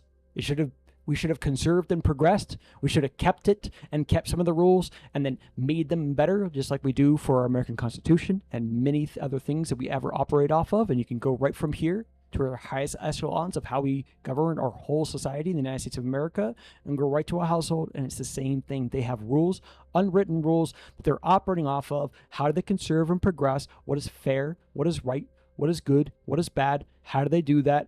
In what form of warfare? Who wins the throne of decisions, etc. All right. So the debate that needed to happen was how level the corrupt. So like that had to happen. They couldn't have this debate. Having this debate was an intellectual sin. It should not have fucking happened. It should have only happened to show an example of like, oh gosh, they're all talking past one another, because as the people on the right are ever stating that of any level of what they think are political motivations by anybody, that, oh gosh, the government's corrupt, or we can't trust this and that, and then Destiny and Brianna Wu just laugh at that and go, oh my gosh, I can't believe that you think that the government's so corrupt. But then even more recently, which is really interesting, that the Supreme Court, the left can't trust the Supreme Court. Oh, that's really interesting. So we can't irrationally trust every manner of every single checks and balance that we have inside of our society, to where even our Supreme Court, wait, the highest court in the land, you think you're questioning something? I think they should. But like, could we see here, like, none of this is simple. None of it, there's different things that are forming levels of irrational and irrational things, and we're weighing too much two ways. That's what happened in the Jordan Peterson versus Destiny debate. Like, Destiny's like, yeah, but they shouldn't have it. Just like this incredible irrational views against vaccines. And I agree with him. And that's why we have to understand anything that ever allows anyone at any level that's of any person that's engaging in the battle of ideas, and whatever power they have inside of our society, the average person actually holds a lot more power than they think that they do, not just in voting. Though that still is one of the main signifiers there. But anyways, back to this. So in the first, so there's an order of operations of the different ones due to the complexity of the topic that we have. Some topics are more simple than others. Topics like the war on drugs, political motivations, and corruption, like, these are really more dense, extremely complicated. Like, even just debating carbon tax. Before two people could debate the carbon tax, you have to debate climate change and build a foundation of understanding of climate change, that even if you still have reservations, and you probably still will, you've reached a threshold of agreement over what climate change is, what to degree humanity is causing it, to what degree we can ever change it, and then you can fucking debate carbon taxes. You can't debate carbon taxes before having those conversations. It's an order of operations, things that there's underlining principles or things that need to happen first. So we interview each other. So we take turns interviewing each other. So person A interviews person B, and then vice versa, doing Socratic interviewing. Then in phase 2, you reevaluate both of those. So there's a consideration phase where both people watch both videos. So person A watches when they interviewed person B, and then person B watches when they interviewed person A. And due to the level of the complexity of the topic, you're probably going to watch it more than once. I mean, you probably will. And this is one of the reasons that I love Destiny and I measure him so much higher. He watches his own fucking debates. One of the times, oh, it's so awesome, when he was debating Pisco after they were re-litigating the Rob Noor debate, and Pisco was upset with him. By the way, Pisco definitely had ranges of bad behavior in that, but there was a lot of good motivations, and there was a lot of good to Pisco's arguments of trying to police his friend, Destiny. But Destiny, in that conversation, probably I want to say 2/3 into that specific part of that video, Destiny goes back, watches his own stream just to make sure that what he thought, what he interpreted, what Pisco said was correct. To care for his level of honesty. Instead of doing that, what do people do? They go, no, bro, you said this exactly verbatim, and they lay it out. one of the things that we have to see here, and why this is so complicated, and it's, how faulty our memory is. Our short-term and our long-term memory, especially when we start to all really see how sick the United States of America is, there are many different things that are affecting the average person's quality and quantity of sleep, of even converting short-term to long-term memory, how we're in a stress epidemic that's constantly raging everyone's elephants as we cannot align our standards of how we judge ourselves and each other. That is making everyone be in fight or flight mode more and more. And instead of being able to engage in their prefrontal cortex, they're more engaging in their elephant, their lizard brain, way more often for a lot of the decisions. This is why more people are saying, oh, people are just acting from their emotions, which, by the way, is fucking terrible thing. Like, why are we judging? Why are we saying just the word emotional when there's a fuck ton of emotions? Which makes me feel a pull to want to go explain that. I'll finish this. I'm sorry. I'll finish this one. All right. So both people reevaluate what they learned from the other person in building this foundation of understanding. Of even like when Rob Noer and Destiny debated the definition of an insurrection, like even here, like we need to make sure we're very specifically using the same definitions of words. And even if you have a different meaning of a word, I know and I'm aware of that, and vice versa. We've established that in this phase. So you're also not just giving criticism in the form of a question, you're also consistently asking clarifying questions. So there is actually like a constant different times you're supposed to interrupt for good reason, to like if a person's about to go on. Like one of the problems that I saw like PBD Patrick David do, like in like when he was debating David Pakman, he did this constantly in that debate. He probably did it like 6 times. He would what's called burying the lead. He wouldn't state his thesis statement beforehand and then give an anecdotal thing, which I think was necessary. I love the way he talks and he explains things. I do so in very similar ways. But if we don't tell the person what to look for, and then they are also confused as to like what we even mean by certain different words, we're putting them in the land of confusion in real time while we're publicly debating about something. So there's just a lot of things we need to care for here, and caring for the other person. And again, none of this is simple. So, but yeah, so like when we're interviewing each other, the presenter is probably going to talk around for 70% to 60%, 60 to 70% of the time. And then the interviewer is going to talk for 30 to 40% of the time. And we can test these things out and figure it out. And maybe it's lower or higher, but it's not 0 and 100.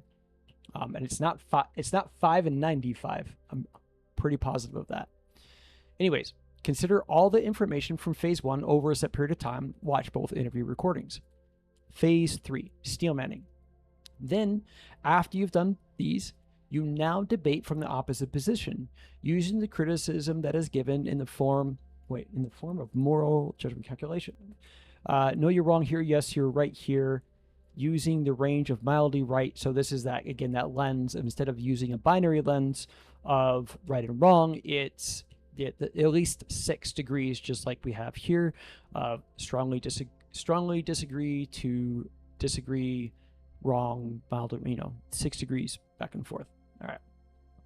So anyways, basically you just debate from the other person's positions and you actually have a debate. Then phase 4 is called second guessing, because you're now going to reevaluate after you have debated from the other person's positions. And this is where pathos comes in. You are now using passion, arguing for and from that side, caring from that. Did you change any of your views because of that? Then finally 5.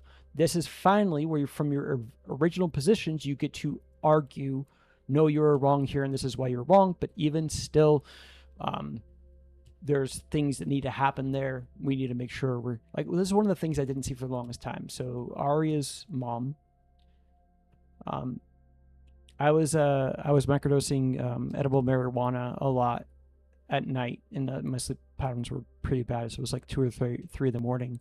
I'd be up and I'd be going over all the different conversations her and I have had recently. And I would be seeing that I'm a lot like self-reflection of like what I'm doing wrong and what other people are and what she is. And here I didn't see this for the longest time, that in the conversations that I would have, like going through the cycle of like analyzing them at night, and then when we talk and when we have these conversations over what's right and what's wrong for our kids, she has kids and we have a child together. I wasn't seeing this imbalance of where when it was my turn to talk, even though there was good in trying to show her, hey, here's how we're talking past one another. Here's how you're doing it. Here's how I'm doing it. Here it is in the left versus right. Here's Trump doing it. Here's Nancy Pelosi. Here's this thought leader, Ben Shapiro. Like, here's all these different people doing it, and we're doing it. One of the things I missed for the longest time was no one wants to just constantly hear and have only engagement for the most of the time in their dark, in their range of their bad ideas and behaviors. It keeps them in the dark, even if it is 100% constructive criticism, even if it is 100% accurate, which none of it ever was, and it still isn't. Even if it is, where's the times where this is happening? Where's the balance? Where's all the different times I'm showing the good she does? I'm showing the good in her behaviors. I'm showing the good in her ideas. And I'm not just going, you're a good mom, blah, and then here's all the ways you're wrong. I'm actually taking time and effort. So of the time I'm thinking and of the time that I'm speaking, where's the same amount of effort in this side? We're weighing too heavily on this other side. I know I've talked a lot. This is a really long video. I'll just end it here. I appreciate your time. Thank you.